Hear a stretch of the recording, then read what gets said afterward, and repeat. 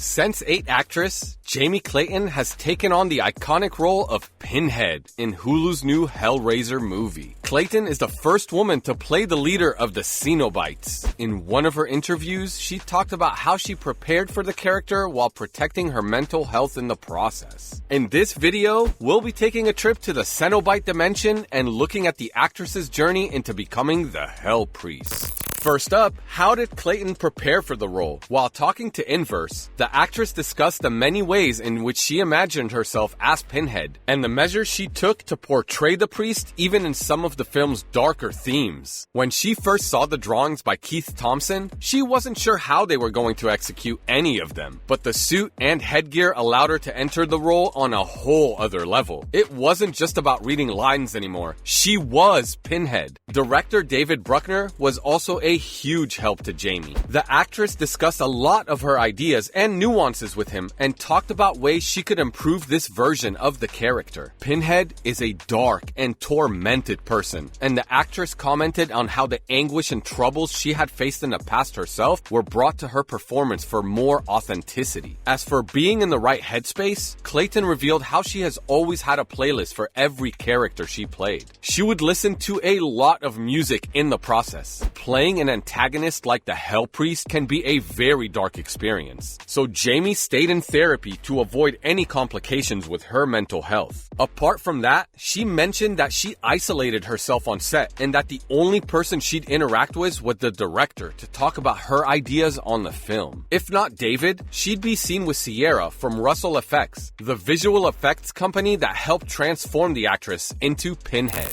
Following up with what's different in this version, well, for starters, this is the first time Pinhead will be played by a woman, giving the reboot an interesting new approach. The film revolves around the enigmatic puzzle that made its sinister appearance in almost all of the previous films. Once the puzzle is solved, the Cenobites come into play and rain terror on the terrified characters. With the technology and advanced visual effects used in the industry today, the new movie will have all of the elements needed to look better than the previous films. Clayton talked about how she wanted to explore the character on a whole other level. She commented on how she took the part seriously and believed that the way she expressed her actions and intentions can determine whether or not the film ended up being good. The crew also had enough time on their hands to try out different things on the set. Jamie talked about how in one take, she'd do a scene where she's super angry, and then she would redo the scene as if she's hungry for blood.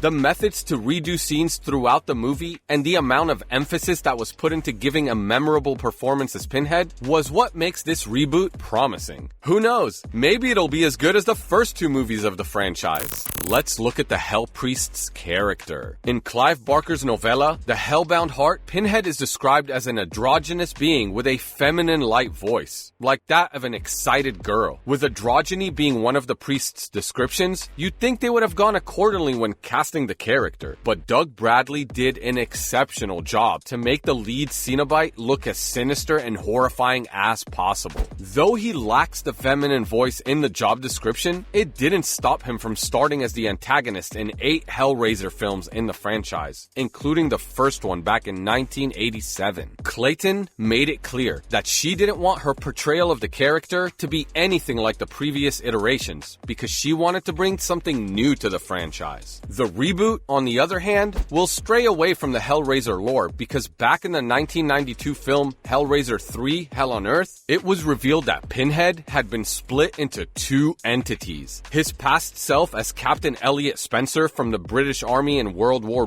I, and the demonic being we're all familiar with. If the Sense8 actress plans to stay for future sequels, we're yet to see a different origin story of the iconic villain. Up next, what does the new Pinhead look like? Compared to the old version of the character, Jamie looks unrecognizable when suited up. Once the earphones playing Depeche Mode are off, the actress looks like something straight from your nightmares. Pale white with a bluish shade, making it look like she's suffering from some kind of illness. Pitch black eyes, and of course, the signature nails covering the head. The slits on her face look smoother and cleaner than the previous designs, and have a little more detail to them. The needle needles around her head actually look like they've been hammered into her skull instead of a separate headpiece. Oh, and who can forget the incredible detail on the flesh around her neck?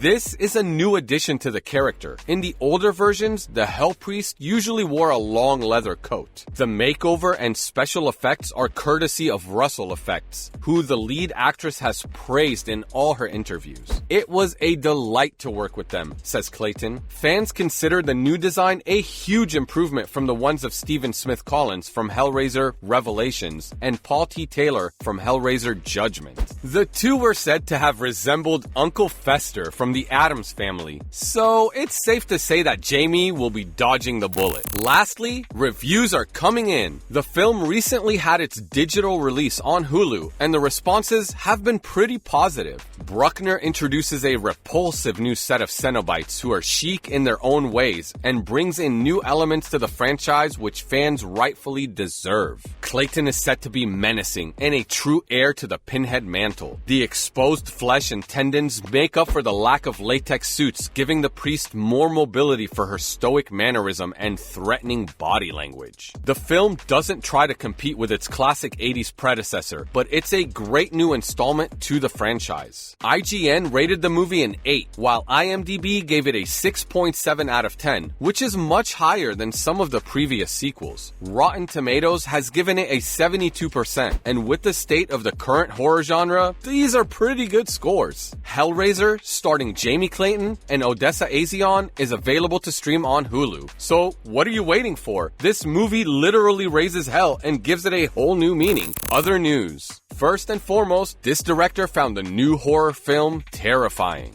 Nope, we're not talking about the new Hellraiser. There's another slasher film taking inspiration from the 80s aesthetic, and it's caught the attention of a lot of people. Pearl, directed by T.I. West, serves as a prequel to X, an earlier slasher from A24. Mia Goth delivers a surreal performance as the titular character, which is slowly cementing her to finally be one of the top names in Hollywood. Visionary director Martin Scorsese shared his thoughts on the new film and called it deeply mesmerizing and disturbing. He said he was so enthralled by West's new project that he had trouble sleeping and just couldn't stop watching the film. The Goodfellas director continued to praise Ty's work, saying it gives off an energy that's so rare these days and powered by pure love for cinema. Pearl isn't the end to this crazy new franchise, because Goth is set to star in the X sequel titled Maxine, another 80s-inspired slasher. Up next, has the Hellraiser sequel already found a director? Mike Flanagan is known for his incredible take on the horror film genre in the 21st century, with films and shows like Dr. Sleep, The Haunting of Hill House, The Midnight Club, and his upcoming Edgar Allan Poe adaptation, Fall of the House of Usher. With a track record of successful adaptations like that, the director talked about how he'd love to work on something by H.P. Lovecraft or Clive Barker. If there were ever to be a sequel to the current reboot, there's one director who's already shown his interest. Lastly, the last girl in the Halloween franchise isn't done with the role. You heard that right, horror fans. Jamie Lee Curtis talks about reprising her role as Laurie Strode in any future sequels to the Halloween franchise since the upcoming one titled Halloween Ends, which will be the last installment to David Gordon Green's trilogy. When asked if she'd ever come back, Curtis talked about all the things she's working on thanks to the franchise and had a never say never approach to the question. So, it's decided then, if Michael Myers ever decides to return and reign terror in Haddonfield again, Laurie will be there to teach him a lesson. And that's all for this video. What are your thoughts on the new Pinhead actress? Let us know in the comments below. As always, leave a like and hit that subscribe button to see more of our content.